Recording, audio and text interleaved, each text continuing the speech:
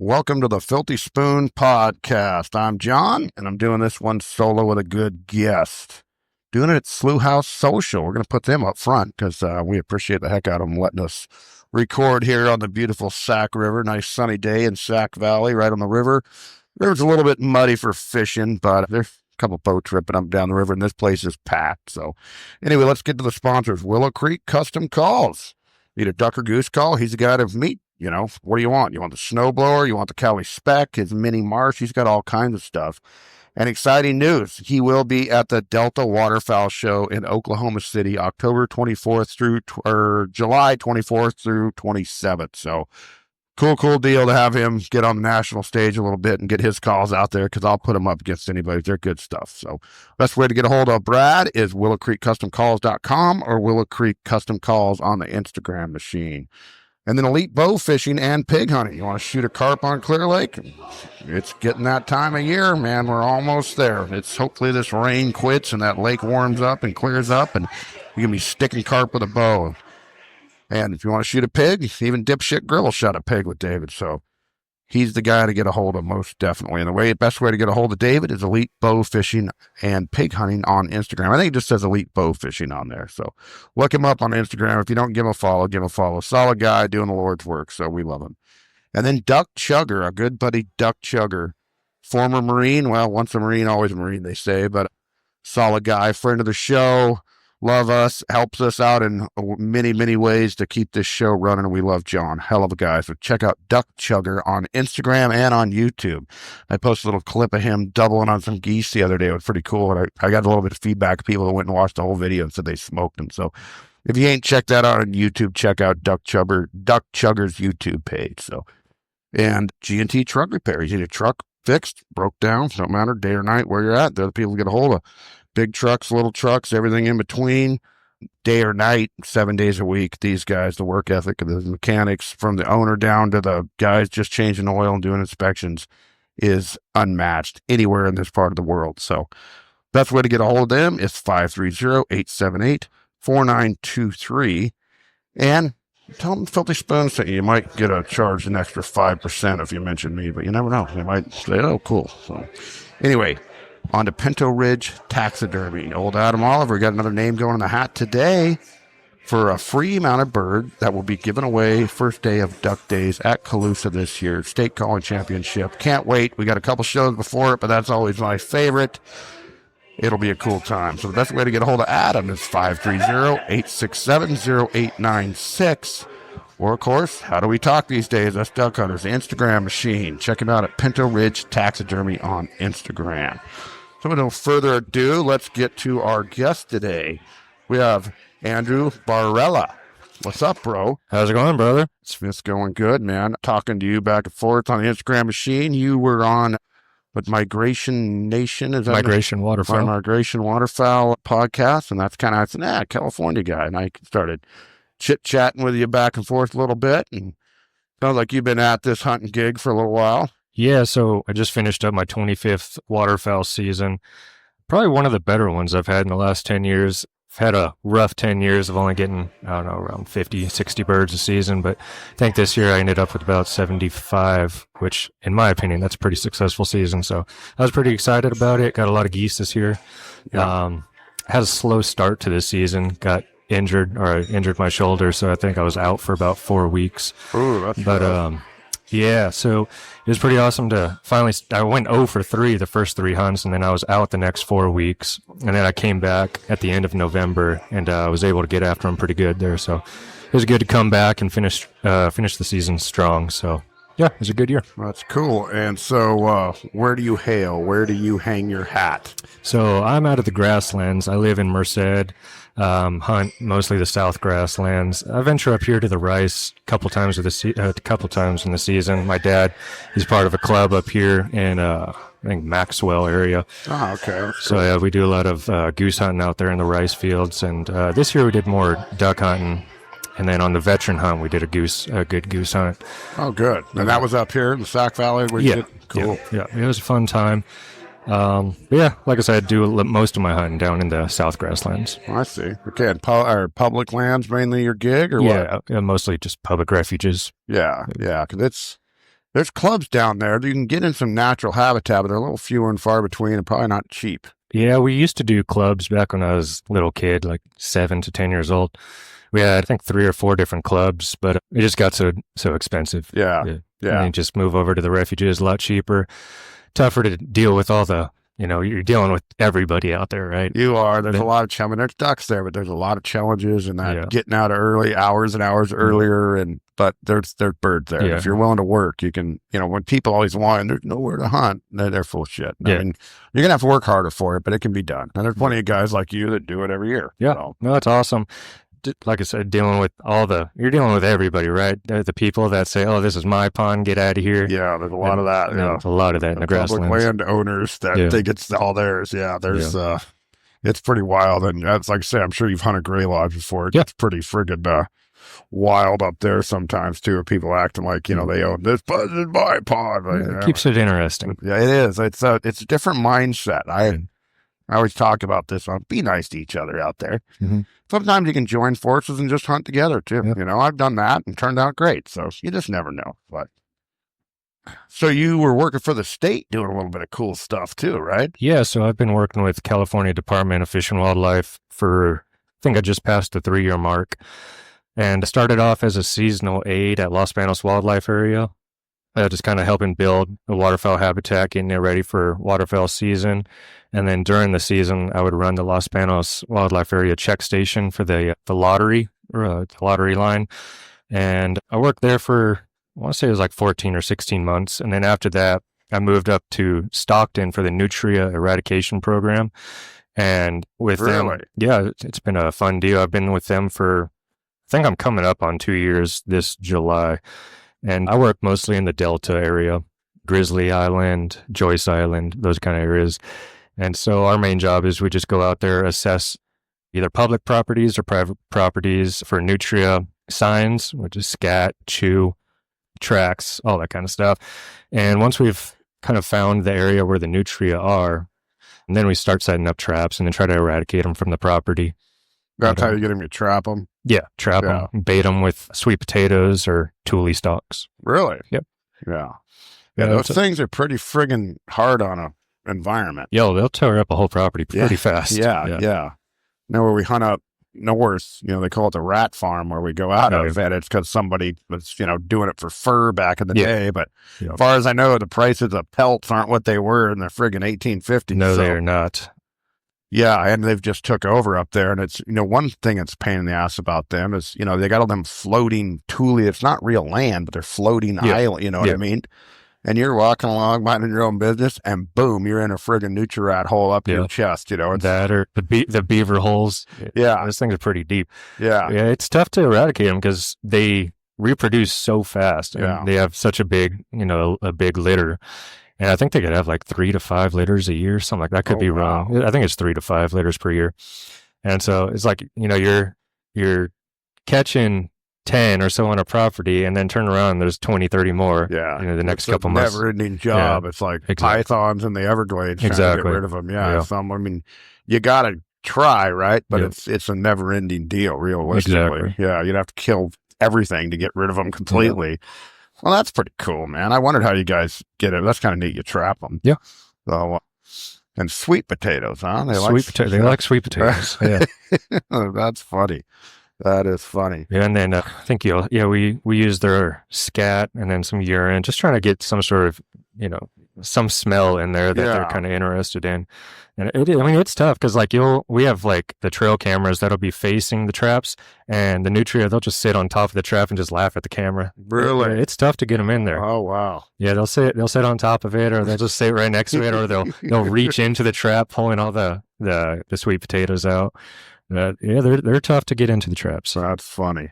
Now, what was it like running the check station the night before? I always wondered that because I've seen you almost got to be part psychologist to do that because I see the guys coming in. You got, I've never hunted this refuge. Oh, what do I do? Every night. Yeah. You know what I mean? It's like, and you understand because they're looking for, you're wearing a friggin' Fish and Game shirt. They maybe give me some direction, but I've just seen these people lean on it's like, dude, I'm just friggin' handing out numbers, bro. Yeah. But yeah, it really just depends on the person. Like, I mean, if it's like a dad with kids, I'll help them out for sure. Yeah. Or if like the guy's got the number one reservation the next morning, I'll help him out because it's not like he's trying to beat somebody else to that thing. He's got the number one reservation, so I'll help him out. But yeah, mostly the kids used to like to help out, and it got tough because it got to a point where people knew who I was and they knew that I hunted. So it's like they would kind of watch where I'm hunting that morning, and then it became kind of tough to get into certain ponds and blinds. But other than that, like most people were pretty cool. They'll bring you like Christmas gifts or during the Christmas times over there at the grasslands. And you kind of just become friends. Like everyone becomes a family, right? Because I love it out there when you see, because I mean, you got the same guys. I mean, there's a group of a couple, I'm sure that they're there every time. Oh, yeah, every single time. I go to one refuge and it's just like, I think it's like 6 of us and we just hang out every single morning. It's always a good time. And then when I worked out there, we would always chit chat and have a good time. But yeah, it's really just a family down there in the grasslands. There's no real drama like I've heard from up here in the Rice area. That's good. But yeah, it's just a tight knit group of people out there, and yeah, it's fun times out there. It wasn't too bad. You ever hunt that? What is it? Frietas or whatever? You got a boat in. Oh, Freitas? Yeah. Yeah. I don't think I've ever boated it in, but I think I've walked it once or twice. Oh, you can walk in too. I don't know if you really can. I just did. Oh. But yeah, I mean, I've heard there's some good goose hunting late in the season back there. There's some good teal hunting as well. But some good teal hunting, man. Yeah, it was pretty cool. We went down there once, and I just thought it was like nobody around.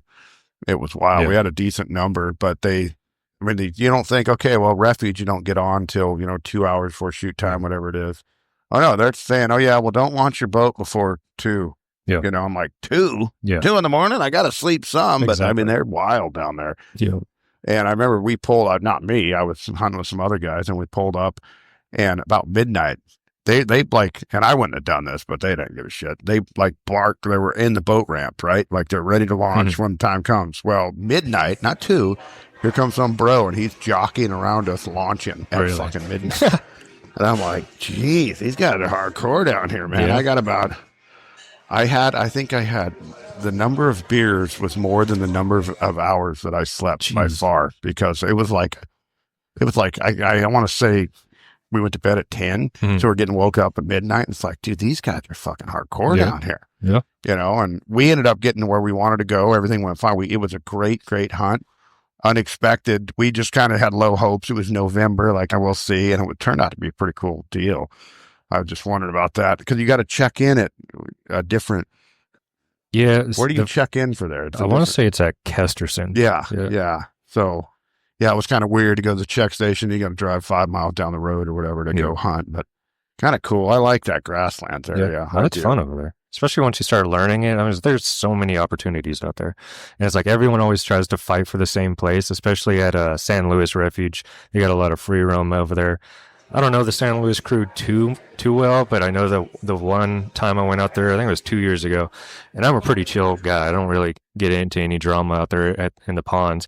But there's a couple guys that they wanted to set up like 30 yards from you. They did not care. I mean, I got the full decoy spread. I got my headlamp on, and they just set up right next to me, and then they want to shoot at everything that's flying, and then they want to get blare on their duck calls the whole entire morning. And I've had a couple experiences at San Luis where it's just like, all right, I got to stop coming here. This is just getting annoying. But everywhere else that'll happen. Fun. I mean, that's why like the Mara Gray Lodge, old Hammer they call him. That guy's been hunting there since 1968 on purpose. Really? The guy could afford to lease Grice or whatever he wanted to, but he literally has been hunting there for that long, and he fights. Then he hunts the west side, and he fights them kids every single day. Really? And I mean, he just does it. He don't freak out. He don't get mad. He'll get frustrated, but he's not, screaming across the pond or anything. And it's like, you got more patience than I do, bro. Because some of it's just, man, it almost takes a lot of the fun out of it when that stuff happens. Yeah, it really does. Yeah, we've got a couple guys down in the grasslands where they'll how would I say this? So basically, like, you got these free roam areas that, you can go out to. I'm sure they have free roam up here as well. Oh, yeah. But they'll go out and they'll just block all the roads to get to that free roam section, and they'll be like, "No, you can't come over here. It's already taken." Like they'll just block off the whole pond area. And yeah, there's been a lot of issues at one refuge specifically where this guy has been talked to several times, and I'm sure he probably listens to this, so he's probably gonna hear it. But don't be a dick, man. I say that all the time, man. Yeah, but it's just like, dude, come on, you don't own the refuge. Like, just go to your pond and just be quiet, do your thing. And if you get beat one day, so be it. Hey, well, I mean, just be cool. That's what I always say. Yeah. It makes it such a better hunt for everybody else. And I get the racing to the spot, and I get all that. I get it. Bikes are probably prevalent down there, right? Oh, yeah, a lot of bikes. This is like, don't block off the whole area when there's like 5 ponds back there. You're only going to take one of them. Exactly. So. No, that's some of the tactics these guys do, man. And at the end of the day, it's just to shoot a duck. Shit, man. I don't know. And I love duck hunt, but it's like... I take it serious, but I'm not going to let it rule my entire life like that. No, and I'm not going to like stomp on other people to do better for myself. Exactly. Very, very different. And it's like that up here. I just noticed, like, down there, bikes are way more prevalent. A lot of the refuges up here don't allow them. Yeah, I've heard that. Yeah, YOLO does, but most of the other ones up north don't allow bikes. And then now you got the big deal, all these guys with the e-bikes starting to sneak in with e-bikes and shit. YOLO alert, old Darian is telling me they're always finding, like, caches, stashes. Guys will, like, stash a e-bike battery, because you can ride your e-bike if there's no battery, and I don't know battery, and then they stash it out on the trail, and then they put it in. So I mean, I might have to try that. No, I don't think there's been any e-bike issues in the grasslands that I know of, but they're not allowed, right? No, no, that was a big deal at YOLO, I guess, the e-bike deal. And they find caches that extra ammo, lead ammo, friggin' beer, people hide, they'll go out there and hide stuff. It's pretty funny. Yeah, I seen one Instagram reel a couple months ago where people were riding horses out to their blinds, because, I mean, technically there's nothing that says you can't ride a horse out there. That's kind of smart, really. I don't know if they would allow that, but there's nothing that says you can. Man, I don't know. That sounds pretty cool. Yeah, try it. We'll try it this year. See what happens. Shit, I know in Argentina, my buddy Ricky from South Alabama, hell of a guy, I met him in Mexico hunting, and he hunted Argentina, and they said they drag you out in this like little pirogue canoe thing with a horse. It's like miles and miles of just marshland, right, but fairly shallow, and you're sitting in getting drug out by a horse for like 5 miles in the middle of this marshland, and it's like, that sounds pretty you gotta work smarter sometimes. Yeah, pretty cool primitive way to hunt, so I hadn't heard of that. That would be kind of cool to ride up on the freaking to the blind, like John Wayne. Yeah, I'll try to find that video and send it to you. If you find it, send it. I'd love to see that, man. So, what about other game? Do you hunt turkey? Do you fish at all? Anything like that? I used to fish a long time ago when my grandpa was alive, back in this was probably early 2000s. Once he passed away in 2007, I just kind of lost that interest in fishing for the most part. I'll still go with my dad or one of my buddies every once in a while, but it's not like something that I'm preparing every season to do, Yeah, I get it. I've been getting back into deer and bear last year. I kind of took a break from that just because I kind of lost interest in the whole waiting game for a big game. Yeah. With ADHD, sitting down for hours isn't very fun. Yes. But I got back into it last year, and then I became the chairman of the Black-tailed Deer Foundation as well for the Merced chapter. So I've been trying to get back into it. I didn't deer hunt last year. I did bear hunt a couple times. Saw one on the first hunt, but I thought it was a little too small. And then, because it was sitting in the road, so kind of, how they do, sitting like a human with their legs out front. Yeah. And he was sitting facing away from me. And I was walking down, it was just a dirt road out there, and it turned around, and I was like, oh man, this is super small, so I didn't bother shooting at it. And then I got up, I was like, oh wow, that is way bigger than I thought it was. And by that time, it was too late, but yeah, I wish I would have shot it, but it's one of those things I kind of better safe than sorry. Yeah. And of course, after that, I never saw another bear the rest of the season. But and then I joined the American Bear Foundation for California. So just kind of trying to get back into that big game rhythm and keep learning and help provide, conservation, try to help with financial aspect of things. And turkey, I haven't turkey hunted. It's been probably over 10 years, but this year I do have plans to go a couple times. And then this coming week, or I guess next week, and I'm headed to Texas for a pig hunt. Oh, so that'll cool. be pretty fun. Yeah. I'll be there for Saturday to Tuesday, I think. So hopefully we'll get a couple hunts in at a good property that's over there. So I'm pretty excited about that. No, that should be cool. How'd you get hooked up with that? Is that a veteran deal or? No, one of my hunting buddies, well, one of my dad and I's hunting buddies that used to live here in California, he got some property and moved to Texas, and he's got a bunch of pigs on his property. He's got feeders set up, the whole shebang over there, and he's got stand-up blinds and stuff. So he invited us to go out. So I'm gonna head out there this weekend. Hopefully get a few pigs. I think I could only bring back like 100 pounds on a plane. So. Wow, that's tough. Yeah. Might have to, you can ship it yourself with dry ice or something like that. Yeah. I just feel like probably a little cheaper because you got those 2 50-pound carry-ons or whatever. Yeah. And I don't know, 100 pounds is that's fine for me and a couple of people. So not too worried about it. And then he can keep the rest of it over there. But I think it'll be a good weekend. Got some plans to go see some friends as well. So have some fun this weekend. Well, that's cool. Well, you are a veteran too, right? Yes, sir. Yep. Thank you for your service. Yeah, thank you. You were in the Army, correct? Yeah. What'd you do in the Army? So my MOS was a 14 Tango. So I was a guided missile launcher operator. So basically I would just kind of work on this missile launcher, and the guided missile basically is the one that shoots like nukes or higher up missiles out of the sky. Oh, yeah. So my job was just kind of to maintain and operate the missile launcher itself. No, I wasn't the guy that pressed the button, unfortunately. But so we would just kind of get the missiles ready, get the, like any programs, because it comes with like these big chip, basically like huge chip readers, like kind of like in a computer that you would see, and you got to kind of work on those all the time because they always break down. Just make sure the launcher swivels correctly, make sure everything's ready to go. That way when the button does get pushed, it doesn't dud on you. Like my gun has done several times this season. But yeah, I was stationed in South Korea for 14 months before I got out of the Army.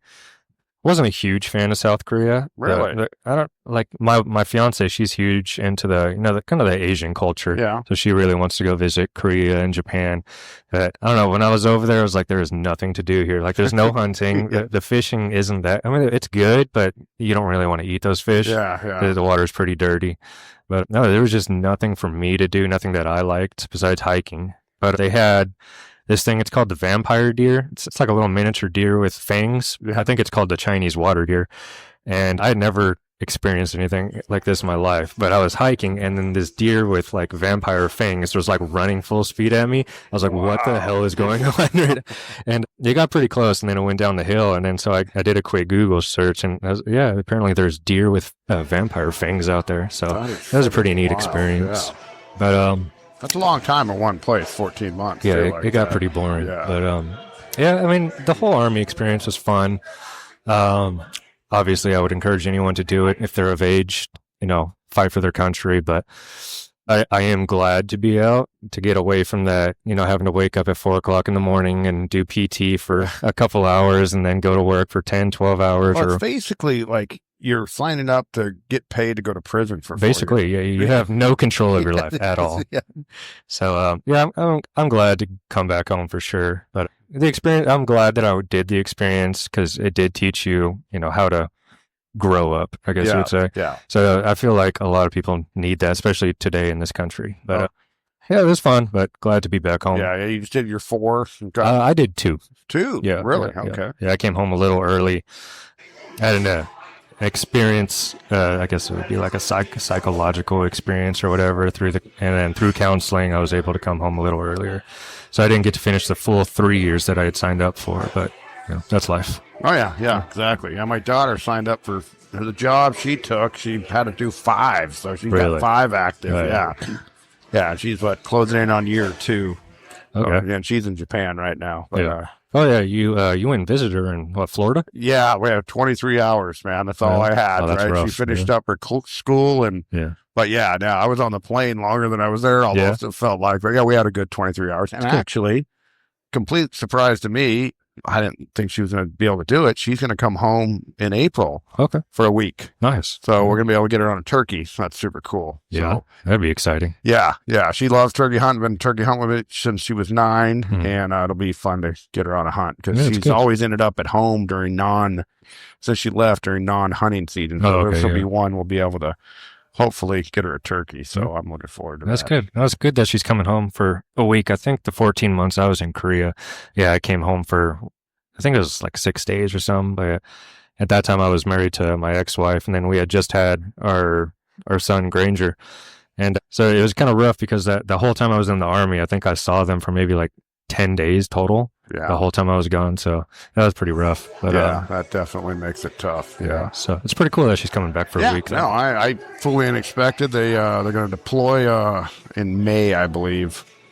I don't know. They're going to go all over. They're the only forward deployed aircraft carrier in the Navy, right? So they're in Yokosuka, Japan. Oh, okay. Yeah. Congress says they can't be there more than 10 years, but that ship will be there for 10 years. Oh, wow. So that's their home port for, the foreseeable future. But they'll go out and who knows, I'm guessing mess with China and maybe go to Guam or Australia, or, so pretty cool. She got to see the whole friggin' world by doing this. It's like, I'm glad you didn't stay working on that ranch in Gridley. Oh, yeah. Yeah, she's been to, Brazil and Peru and sailed around South America and now all the way sailed to Japan. And now she's going to see, the whole Orient over there. Yeah. And so I think, she has her days because it's the military, right? So it's basically prison. Yeah. But, and a lot of sitting around waiting. So she, but she's glad she did it too. So I recommend, I wish that I wasn't such a deadbeat loser in the 90s and there would have been a spot for me in Clinton's army. But unfortunately, when you're a dirtbag without a diploma, they didn't want anybody like that. Now they're taking them. Yeah. They'll take anybody at this point. Yeah, exactly. It's pretty tough. And she said it shows. They're getting people in like their early 30s that are just losers, right? It's like... No, that's how I was. I think I was 25 or 26 when I went in. Yeah, there was a lot of 18-year-olds when I went in. There was like a huge wave of that new generation that was going in. But yeah, there was a lot of older people as well that you would think they should be higher ranked than they were. And then you're like, oh, wow, you're a private too? Like you're 35 years old. I'm trying to wave down another beer. She looked me off. What the hell? I don't get cut off this early in the day ever. So you're talking about you're getting a little bit more into goose hunt. You've done a lot of duck hunting, and obviously down there, teal's kind of your mainstay, right? You get a lot of teal, some widgeon, sprig. Yeah, down on the grassland, it's definitely teal. Widgeon in the later season. Sprig, for me personally, I feel like I didn't see any sprig. It was a bad year. They got the memo about 3 next year because up here, same story. Yeah. And it was given, if you get 4 guys out, you're going to get 4 sprig. You take 6 guys out, you get 6. Yeah. This year, it wasn't that way. Yeah. It was really strange year for that. Yeah, I got 2 sprig all season, so I was joking with some of my buddies. I was like, this next year is not going to affect me at all because I'm not going to shoot 3 in one day. So I'm going to save the population for me next year. Yeah, up here in the rice, it'll be a game changer. But I don't know. And then there's the big debate. We talk about it all the time. Well, now that you shoot 3, are they going to get smarter? Yeah. I say no, because you're already shooting at them. You know what I mean? And so they don't know that you're only getting one of them, I'm just wondering if it's more so a tactic to like, let's bump it up to 3 so we could drop it back down to 1 or 0. Yeah. I hope not, but I mean, there's so much studies on this and people way friggin' smarter than me. Yeah, same. But I get the whole, they say it's like 7-to-1 males versus females. Okay. And everybody wants to shoot a big, pretty bull sprig. So if we can get a few of them males out of it, I mean, there's a possibility this could actually make the population go up. Okay. Because the hens ain't going to be getting harassed on the breeding ground and stuff like they are now if we can get a few of them males out of it. So, I don't know. I'm curious to see how it works. They'll probably run it a year or 2 and we'll see. But, I mean, it'd be super cool. It's like, wow, they're shooting more and it actually the population went up or it stayed the same. Yeah. For the most part, hunting isn't a big factor in the numbers of ducks. But when you're shooting as a country, 1 million ducks a year or whatever we're shooting, that's 1 million ducks that aren't there, That's a lot of ducks. What do they say? Dead hens don't lay eggs. Yeah, they say that waterfowl hunting has 0 effect on the population, but I don't know, 1 million ducks, I feel like that's got to have some sort of effect. You would think. So, I mean, it's got to, it's got to. But, we do it right, I think, for the most part. Can I get a Coors Light when you get a chance? Thank you. Finally flagged somebody down. Thank gosh. We're going to die over here. So, like I say, we got off on the ducks there, but so the geese, you've been changing it up a little bit, trying to chase a little bit more geese, huh? Yeah, I blame my dad for that. Yeah. Yeah. So a few years ago, he came up here and got that, was a part of that club over here in the in the rice fields over here. And I think it's out of Maxwell or Willows. I want to say Maxwell. But yeah, he's part of this club. And I don't know, it's been... Getting me one. Thank you. Yep. It's been, I think, a little over 5 years. And he would invite me up there to go shoot some geese a couple times a year, or I'd go do the late goose season with him. And just looking at it from the outside, I was like, this is way too much money. I can't afford any of this. Like thousands and thousands of decoys. I was like, no, I'm good with my 2 spoony decoys. Yeah. And then as the time went on, when they started doing, thank you. You know, experiencing that when the snow geese do that tornado over you, like I was telling you earlier, that flipped the switch so fast. I was like, this is the coolest thing I've ever seen in my life. Where there's just thousands of geese right above you, and your anxiety is shooting through the roof because you're like, I don't know where to aim. Yeah. At this point. You're just like firing away. And so I experienced that for a couple of years, and then I started switching over in the grasslands to the geese because nobody really hunts geese in the grasslands, like very few people. And I've been lucky to find a couple good spots where I feel like we've done pretty dang good at. And, you know, just trying to, you're never going to master hunting waterfowl, but at least I feel like we've gotten better at like pinpointing where they are, what they want, the right decoy spread, and, you know, just trying to narrow it down to where like, okay, I'm getting off topic here, but yeah, getting all excited for goose season. But anyways, yeah, just hunting the grasslands with the geese has been really fun because nobody really does it, and just learning a lot about it, and just way more exciting. You know, you're shooting all these geese and you're just seeing a bunch of huge white birds dropping from the sky rather than these little tiny teal. So you got a snow goose call? Yeah, my dad does most of the calling. I'm pretty horrible at goose calling, so I don't even attempt it. If he's with me, I don't even bring the goose calls for sure. But yeah, I don't know. Just geese have been more fun as I got older. Thank you. I'm not a huge fan of pushing a decoy cart full of 1,000 snow goose decoys, though. That gets old pretty quick. You know, I sometimes wonder if that's effective. I've been involved in the big mega spreads, and then I've also been involved in small ones. Yeah. And I think the right area maybe, but I'm telling you, you know, I mean, it's a different area completely. But my buddy in Montana, first I'll talk about it. He used to, like late season, he'd hunt in a rice spine. I guess he's North Grasslands. That Gustine area is North Grasslands, right? He would always get a couple, and they actually got a few bands out of it too. Mm-hmm. He had a snow goose call, I think a red bone or whatever. Yeah. And he would call them in, you know, quiet afternoon, nobody around. And he would call these snows like right in. Mm. And pretty cool to always shoot a snow like that over rice like that. Yeah. Or not rice, but natural habitat. Yeah. And anyway, up in Montana, he's running a super small spread, and he's pretty freaking successful. Now, I know that's Montana, and that's honkers. That's not snow geese in California. But I don't know. I've been involved in that, picking up and putting out these massive spreads. And I shot too. Do you think this shit really mattered? Yeah. Personally, I would, at least in my experience here in California, I would say that it just kind of depends where you're hunting. Like the grasslands, there's no pressure, so you can get away with 200-300 decoys and be perfectly fine. Yeah. Versus up here in the rice, it's the battle of who has the most decoys, right? Thousands and thousands. Ex-coworker, he went and shot 20 snows on his lunch break down at the flight farm. I heard about that, yeah. That's crazy. No bullshit either. Yeah. But it's all obviously, you know, like 4,000 acres, nobody else hunts. Mm-hmm. And he knows exactly where they want to be and stuff. But I mean, literally, 30 minutes, he's got freaking... Yeah, that's insane. Were they just sitting out in the field, or did they have decoys out, or... No, he had no decoys out, but where he was working out, there was a field behind the place he was at, and he just, you know, set up on the edge of this field they wanted to be in, and they kept coming and kept coming. And, you know, when they're a huge spread, you know, flock like that, they're making so much noise, they hardly even hear the gunshot, it seems like, because they just kept coming. So yeah, I remember when you were talking about that, I had just shot, I think it was like 12 geese on that veteran hunt. I think it was a veteran weekend, something like that. And you had just talked about it. I was like, oh, yeah, my buddy got like 20 geese in like 30 minutes. I was like, oh, my hunt sucked compared to that. Yeah, it's a pretty special place and limited access. So I know it ain't like that for everybody all the time, but it's cool to see what it does. And Kevin's a solid guy, so nice to see him do well. He's actually joined our club this year, too, so that's good. We're going to be moving around. I swear that's the key, man. These guys bitch about, well, we didn't shoot nothing. Well, they go to the same spot every day. Yep. Even public guys will do that. You know, they know their spot on the refuge, and they might not have to fight for it, so they go to it, and then they bitch they don't shoot nothing. It's like, dude, you gotta move. You gotta move. Yeah, I definitely was like that in my younger years. like my 20s. But once I got older with more kind of knowledge of the grasslands, you kind of get like, okay, I'm going to hunt this area this time of the season. And then the birds are here at this time of the season over here.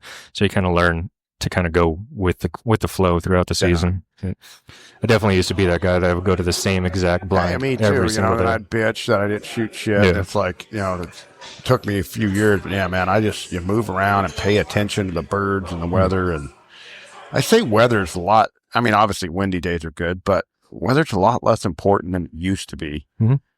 If the birds are in your area, it can be a day like here. We got sun shining. You're going to smoke them if they're in your area. That's how it is in the grasslands. You don't really need the wind or the weather. No. It's just if they're there, they're there. Exactly. Yeah. So that's something to pay attention to for sure. Yeah.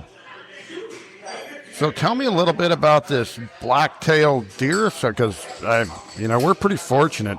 Black-tail's they're only on the West Coast pretty much, right? Yeah. We got them West Coast and Alaska. Yeah, we got California, Oregon, Washington, and then Alaska. And so the Black-tailed Deer Foundation is a pretty much brand new foundation that just started in the last few months. And it's a branch from the Mule Deer Foundation. They used to just the Mule Deer Foundation just kind of used to cover all the deer themselves, but they figured with all the popularity with the blacktail, it's better just to kind of branch off and do their own foundation. And so now we got the Black-tailed Deer Foundation, and I think California is up to, I think we're the second chapter here in California, and they got, I think 2 or 3 in Alaska, a couple in Oregon so far. So we're still really brand new at the whole black-tailed side of things. And so we'll have our banquet. We're looking for June 21st in Merced, and then they got another one in Ukiah the Saturday before. So I think that would be June 14th in Ukiah. Ukiah is actually the first chapter, and then we're the second one. And so, we're really looking for anybody that wants to volunteer with us or become part of the team, Black-tailed team here in California. We really don't have that many members right now. I think we're at between both chapters, we might be at 6 or 7 people total. Yeah. So it's getting tough to kind of run everything with such a small amount of people. And I think my chapter, we only have 3, I think. So if anybody wants to join one of our chapters, Ukiah or Merced, I'm sure you'll give out the Instagram later on. It's the Andrew Barrella on Instagram. Just give me a holler if you're willing to join. And same thing with the American Bear Foundation. We don't have too many people on that team as well. So, you got a couple options. You could do deer or bear, whichever you're interested in. We definitely need the members, need the support. So what are you doing? Your mission. So with Blacktail, our whole deal is it's the same thing as Ducks Unlimited, really. You're trying to improve the habitat, get rid of the invasive plants, and put in more natural habitat. Do burns if you need to kind of wipe out an area and redo the whole area. And so we're going to be working on that in the Sierras and in the A zone, and then trying to do some Central Valley areas too, like private properties. But of course, that comes with the financial part of things, and that's where we do the banquets to try to raise money for these rehabilitations on the environment or the habitats. So that's why all these foundations, they do these banquets, and you're wondering okay, well, all this money I'm putting into this foundation, where is it going? Yeah, exactly. And it's usually going, like Ducks Unlimited, they do the wood duck boxes to grow that population, and they'll do the habitat recon, like tules, kind of burn some of the Phragmites patches. That way we can get some more natural habitats in. And that's the same thing that we do with the deer side of things as well as the bear. We're just trying to get rid of the bad and put in the new, and you need that banquet money in order to be able to afford to do the good habitat for the deer, and then the population of the deer will help grow as well. So it's a big... California deer hunting is tough. It is. It is extremely tough compared to other parts of it. And nobody is really, besides the Mule Deer Foundation, I think the California Deer Association has done a lot as well, but it's there's not a lot of help to reconstruct all this habitat. We have a lot of invasive plants around this, especially in the Sierras. You got a bunch up there, and there's just not a lot of financial help to kind of change things, So that's why the Blacktail's coming in to kind of help push in some of this money of doing burns and planting the right stuff like sage. And it just takes a whole team to make this stuff happen. And a lot of it, unfortunately, has to do with money, right? Oh, yeah. And so a lot of these banquets, people are like, okay, where's the money going to? And I think a lot not a lot of banquets provide the financial chart of like, okay, you're paying us all this much. This is what we got last year, and here's how we spent it. You go to a banquet, you don't really see that. Yeah. And here at the Blacktail Deer Foundation, that's kind of like our big thing is like, you're going to, all this money you're donating to us, we want to make sure that you know exactly where your money is going to, because a lot of these places, I've seen like Ducks Unlimited, they're pretty good about kind of explaining, and as well as Delta Waterfowl, they explain where your money's going. But a lot of it, you're like, okay, well, where's it going? Like, are you guys just pocketing this and saying, oh, thanks for your support? And then nothing really changes out there. So, and at CWA is pretty transparent. Everything's available online where the money goes. And I know personally, I'm chairman for the Veterans Hunt Program for CWA, and that money's going right back to where it needs to go. Yeah, CWA is really good at that. So a lot of the conservation organizations, and they, being a nonprofit, they got to be very transparent, But I mean, it sometimes makes you wonder, want to hear about some of the wages, like the what the CEO at Ducks Unlimited makes. It's like, maybe like a rich guy like Elon or something should do that job that doesn't need the money. He's doing it because he loves ducks. Exactly. I get everybody needs to make a living. I understand that. But it's like, you got this guy making this much cash. Yeah. I could be like, we made $1 million last year. And then you go out there and everything looks the same. Yeah. Well, that's exactly it, because I agree. I support all conservation organizations, that I can think of. I don't know the inner workings of them all, but I support them all. And I would like to see, now ducks, for whatever reason, are easier. I don't know. It just seems like there's a lot of duck-based conservation organizations. But when it comes to the deer, they're out there, but they don't have the presence that the Ducks Unlimited or Delta or CWA or whatever. That's what's great about you guys doing podcasts. Well, exactly. And I want to promote it because, like I say, I mean, it just, when I was a kid, everybody got a deer every year, right? And I grew up in the middle of D3 through 5, right? I'm from Grass Valley. That's where we did. It's tough to get a deer in public around this. It just, a lot of people have just given it up. And I've been one of them assholes. I mean, pounding the ground, doing everything I can, putting the effort in. Yeah. And I mean, shit, I've only shot 3 deer in my entire life, know? I think I'm at 2. Yeah. And it's, one of them I got on my own property, it's a tough deal. So I would love something to get these. I don't know how you get them out of because they're all in the the golf courses and the gated community. Everybody sees a monster deer. I don't know how to get them back where we can actually hunt them. Yeah, that's tough, especially because they know they're safe there, right? They're not going to get harmed.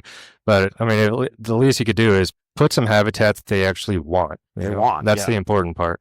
And it's pretty cool because like CWA, where volunteers can go out there and help build the wood ducks and the wood duck boxes and put bands on different ducks and geese. With the blacktail, we'll also be doing like a volunteer thing where you can go out into the hills with us and kind of plant, the native plants and help burn out some of the stuff that doesn't need to be there. So I like the volunteer stuff because you can actually go out there and be like, yeah, I was there. I saw that actually happen. There is progress being made. So we'll definitely have some of those events for volunteers. So it'll be fun. That's good, man. Yeah. Anytime you need us to promote anything about it, because I love it. It's, and people overlook it, a deer is a deer is a deer. Well, no, blacktail, dude, they call them the ghost of the left coast or whatever they call them, right? Because they're hard to hunt, man. Whitetails in comparison are dumb, right? Yep. You go to the Midwest, them guys everywhere. They're just smoking them, right? And out here, dude, no, these blacktails are a tough deer to hunt. So definitely a worthy cause in my book. So anything we can do to help you out here, we'll do that. Appreciate that. Yeah. So, well, we're getting on a little bit. I like to always wrap this thing up with like 3 questions. Okay. Let's see. What did I chamber for you? Oh, I lost my thing. I thought it was around here. Where's it at? Here we are. All right. So now you're down there in the grasslands a lot. You do come up here in the rice country too. What's your favorite kind of habitat to hunt? I say it just depends what you're like. Okay, in the grasslands, if I'm chasing ducks, I want to be around smartweed, especially in December, January, because the smartweed is kind of like their winter, I guess their winter food that kind of builds up the fat. And there's you can kill limits so fast. I'm not saying that you're going to every time, but it's so much easier to kill limits around smartweed because they're just pouring in there, especially the wood ducks, the spoonies, a lot of the puddle ducks. But smartweed for sure in the grasslands. I also like just regular grass, like grass fields. Rice fields are fun, but I feel like when you can pull in snow geese, specks, cacklers into just grass, that's just a fun time. Yeah. Because rice, I mean, they just pile into the rice no matter what. But down there in the grasslands, it's just so much harder to pull in the geese because there's not rice down there. So you're kind of pulling them in just to like regular cow pastures. Yeah. Right? Yeah. It's basically a flooded cow pasture, a lot of it. Exactly. And so when you could do that, that just feels like a big accomplishment. And like, okay, I kind of know what I'm doing. Yeah. You know? Okay.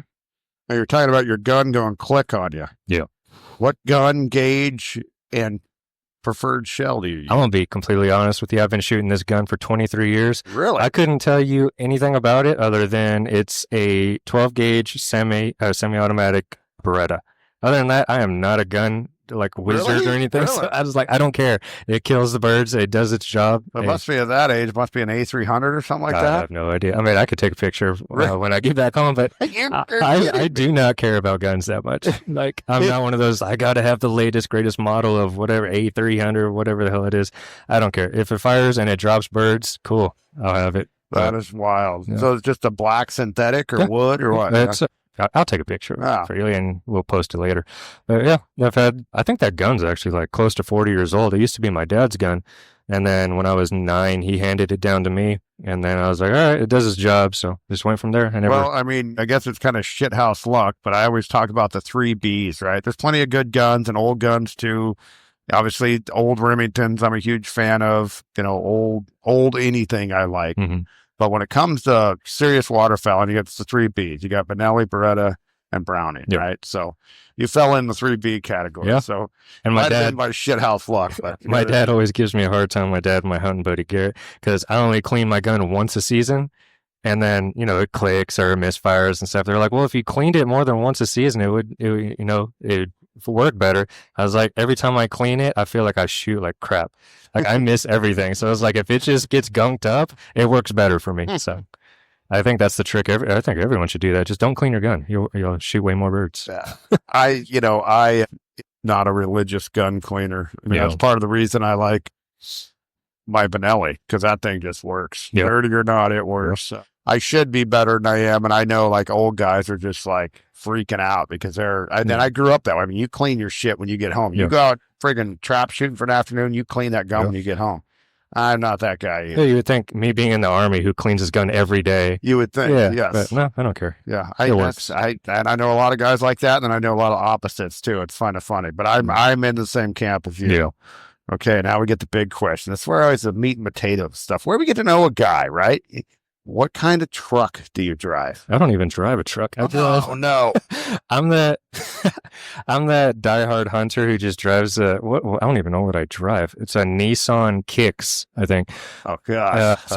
It gets good gas mileage. It's like 34 miles a gallon. But no, I've owned one truck my whole life, and I blew that up so fast. Really? Yeah, I think I had it for about 6 months, and I blew it up.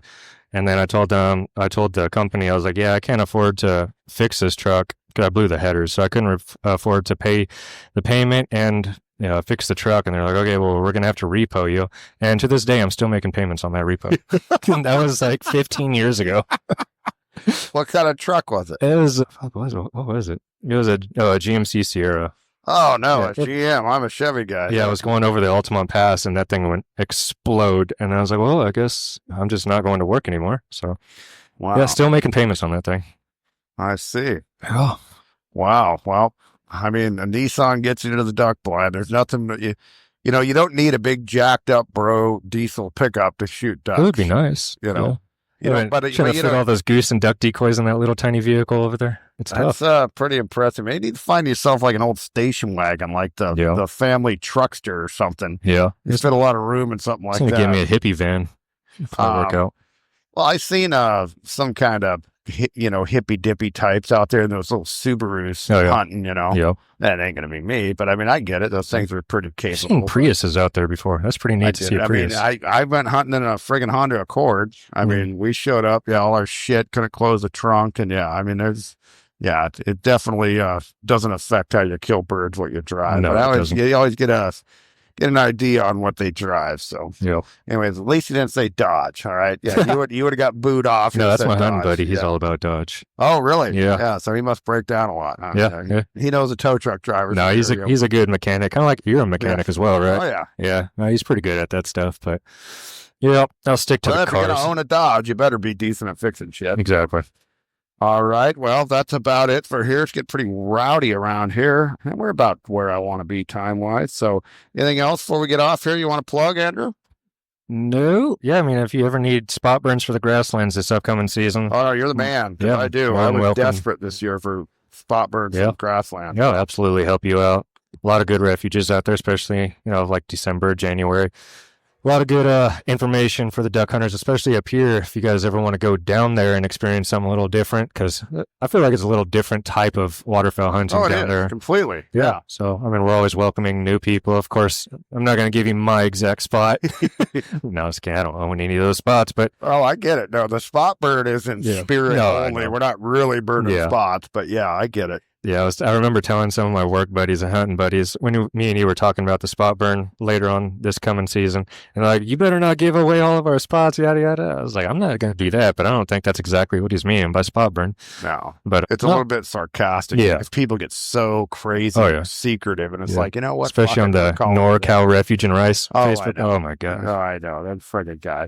Funny guys over there. But funny. Yeah, always willing to help you, man. Well, cool. Yeah, I can't wait. Yeah, the spot burn. And actually, anybody listening, we're going to get a sponsor for the spot burn. Was very successful. Mm-hmm. I mean, that was our best little shit we've done to date. Mm-hmm. And we're looking for a sponsor for just the spot burn. And it'll be whoever spot burn. So any of you guys out there feel like letting go a little bit of your cash, it's not a nonprofit, but I can promise you we don't make any fucking money.